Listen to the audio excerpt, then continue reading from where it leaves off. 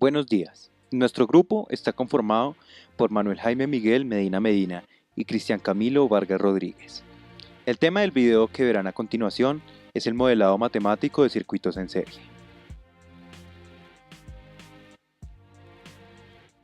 Es importante tener en cuenta qué elementos hacen parte de un circuito en serie y cómo estos elementos se grafican. Primero, tenemos la resistencia, la cual opone en cierta medida el flujo de electrones por el circuito. Estas, dependiendo de su longitud, grosor, forma y material, resisten en mayor o menor medida la corriente. Utilizan un código de color para identificar la magnitud de su resistencia, medida en ohms. Vemos luego el capacitor, el cual contiene dos placas metálicas de un área determinada, separadas por una distancia igualmente determinada, la cual suele estar llenada por un material aislante. El capacitor cumple la función de almacenar carga entre sus placas. Estos tienen una polaridad, representada por una línea blanca en el lado negativo.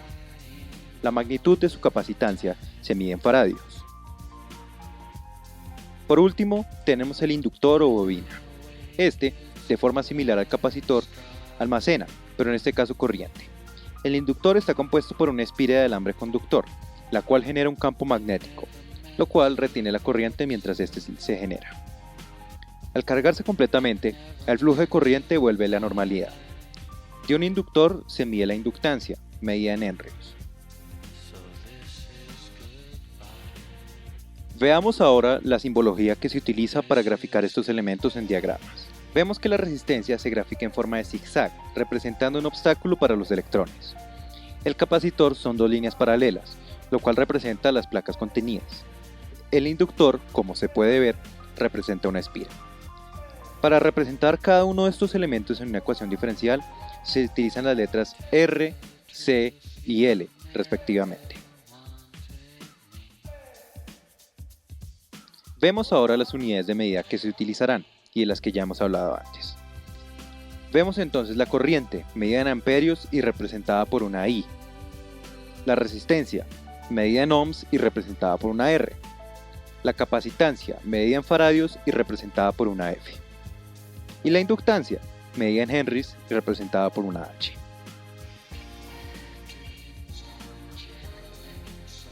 Veamos ahora las fórmulas que tendremos en cuenta. Primero, veremos que la corriente se define como un diferencial de carga en un diferencial de tiempo, representando un flujo.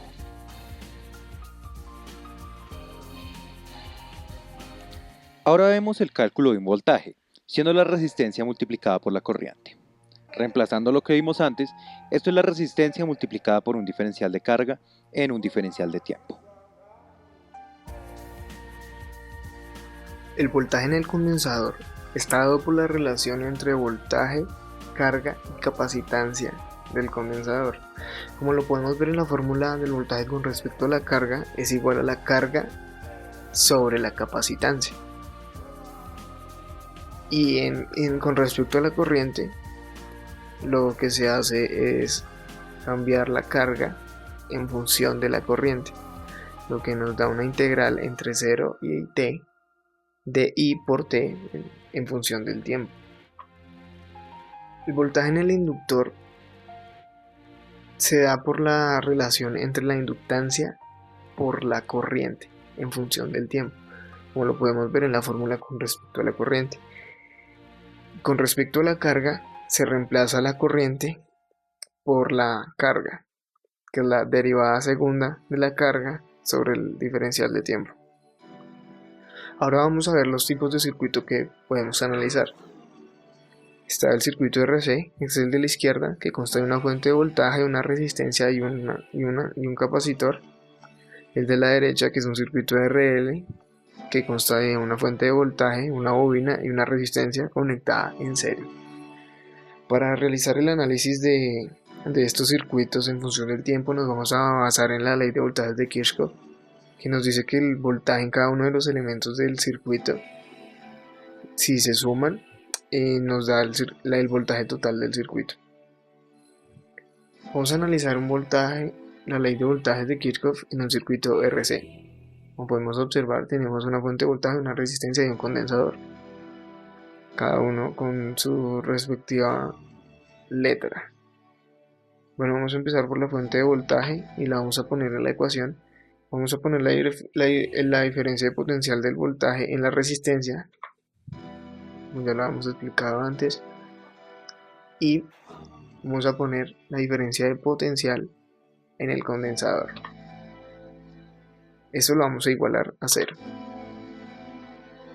Ahora vamos a expresar la fórmula en función de la carga. Quedaría de la siguiente manera. La ecuación diferencial de un circuito RC en función de la carga quedaría de la siguiente manera. Ahora vamos a expresarlo, la ley de voltajes de Kirchhoff en un circuito RL. Como podemos ver, igualmente tenemos una fuente de voltaje y como es una diferencia de potencial va un menos, esta vez en el voltaje de la bobina. Ahora también tenemos que contar con el voltaje de la resistencia y esto lo igualamos a 0. En función de la carga nos quedaría de la siguiente manera. La ecuación diferencial para un circuito en RL en función de la corriente es igual a la expresión vista. Bueno, vamos a pasar a solucionar un circuito RC.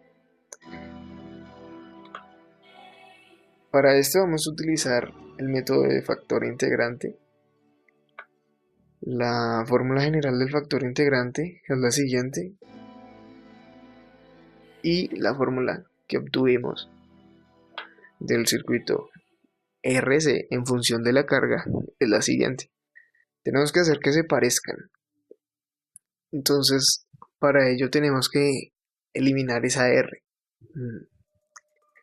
Entonces, ¿qué se pasa a hacer? Dividir toda la ecuación por R. Quedaría de la siguiente manera. Ahora sí, se parecen. Lo siguiente que hay que hacer es encontrar el factor integrante. Como lo podemos ver en la fórmula de la derecha, es igual a la exponencial de la integral de P de X por dx. P de X es lo que está multiplicando la carga en este momento, es decir, 1 sobre RC. El diferencial de nuestra variable independiente, que es X, en nuestro caso va a ser el tiempo, puesto que el tiempo no depende de ninguna otra cosa. Entonces nuestro factor integrante va a ser el siguiente. Vamos a pasar a resolver la integral. Primero que todo vamos a sacar la constante e integrar el diferencial de tiempo. Eso es igual al tiempo. Entonces nuestro factor integrante quedaría de la siguiente manera. Para dar solución a una ecuación diferencial por método de factor integrante se utiliza la siguiente ecuación, la cual es igual a la que vemos a la derecha en la parte inferior. Reemplazando nuestros valores quedaría de la siguiente manera. Podemos observar que nuestra y, nuestra variable dependiente, es igual a la carga, porque va cambiando en función del tiempo. Nuestra variable dependiente, que es x, es t, porque no depende de nada. Ahora lo que se pasa a hacer es resolver la integral que vemos ahí. Vamos a sacar el e sobre r, que es constante,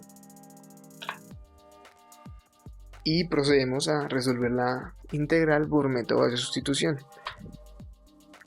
Vamos a coger t sobre rc como u y la derivada de t sobre rc, que es 1 sobre rc por el diferencial de tiempo. Ese va a ser nuestro du.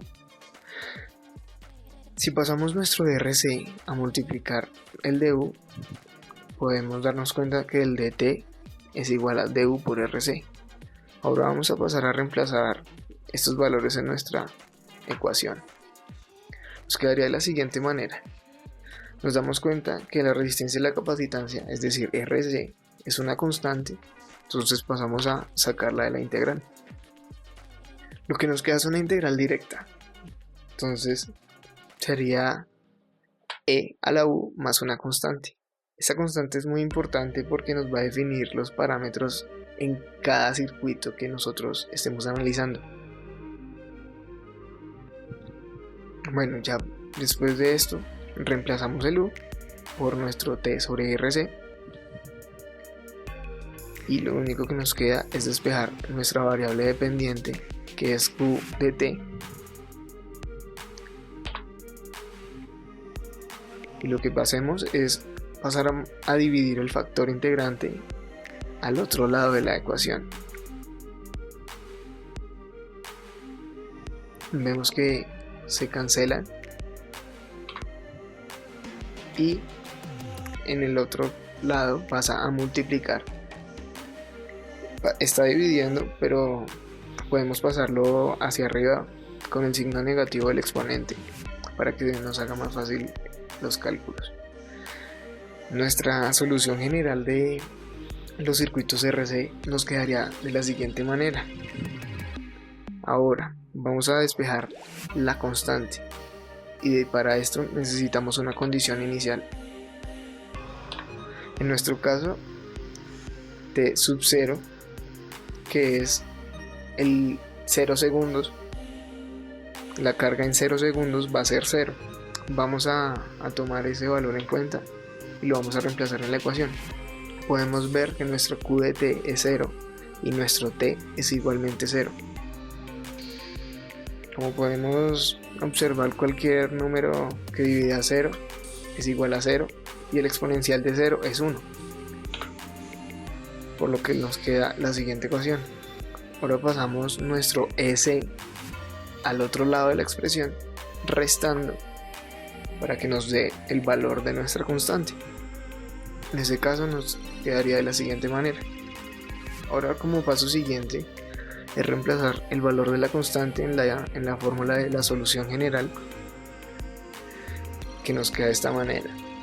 O la podemos expresar como un factor común de S de la siguiente manera. Y esta es la fórmula que nos dice cuánta carga en función del tiempo tiene nuestro capacitor. Ahora vamos a aplicar esta fórmula a un circuito previamente montado. Como podemos ver, estos son los valores medidos con el multímetro, la fuente, empezando de arriba hacia abajo, la fuente, la resistencia y la capacitancia del capacitor. Ahí podemos observar los valores y procedemos a reemplazarlos en la ecuación de nuestro circuito. Esta es la fórmula de nuestro circuito. Ahora reemplazamos los valores que medimos con el multímetro.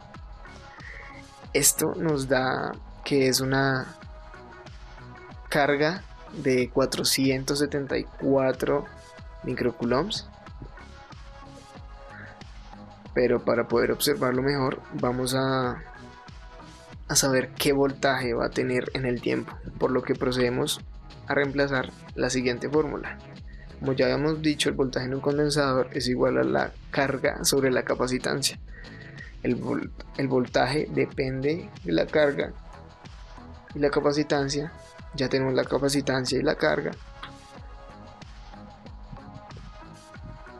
Reemplazando, nos daría que aproximadamente el condensador va a tener 5.2 voltios a 5 segundos. Para comprobar los resultados de la fórmula, hemos montado el siguiente circuito: una fuente de 12 voltios, un interruptor, una resistencia de 100K y un condensador de 100 microfaradios. En este momento lo tenemos en corto para que se den las condiciones iniciales de que la carga sea 0. Ahora vamos a ver qué sucede a los 5 segundos. 1, 2, 3, 4, 5. Como podemos observar, el resultado concuerda con el obtenido gracias a la solución de la ecuación diferencial.